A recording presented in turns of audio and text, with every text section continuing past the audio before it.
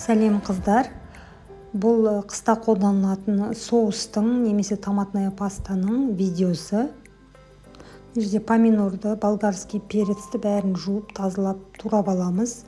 Одан кейін жерде чесногымызды осылай тазалап аламыз. Укроп, петрушка үлкен болса, пучогы онда жартысын алсаңыздар болады. Егер кішіректеу болса, онда бір-біреуден қолданасыздар. Сұйық май және тұз керек. Осылардың барлығын қазір неден өткіземіз, мясорубкадан. Жерде менде помидор, чеснок, укроп, петрушка, болгар бұрышы бәрін өткізіп қойдым. Осылай максималды отқа қоямыз. Үстіне сұйық майды да сразу қоямыз. Тұзды саламыз.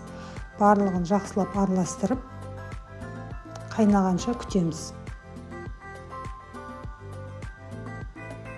Қайнағаннан кейін осылай астын жай отқа қоямыз. Яғни қатты қайнатудың қажет жоқ, бүлкілдеп жай қайнау керек.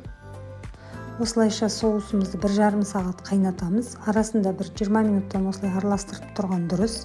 Және дайын болуға 5 минут қалғанда 1 чайный ложка уксусымызды құйып жібереміз. Мен мына жерде блендермен езіп барып стерильденген банкаларға құйып жаптым. Алдыңғы жылдар олай істемейтінмін. Осылай блендермен езгеннен кейін мынаның түрі уже сәл оранжевый цвет болып кетеді екен. А так сразу құйсаңыздар, онда ол қызыл түсін сақтап тұрады. Бұл соусты қыста пиццаның бетіне жағуға, тамаққа қосуға және де жұмыртқаны қуырған кезде қоссаңыздар өте ыңғайлы.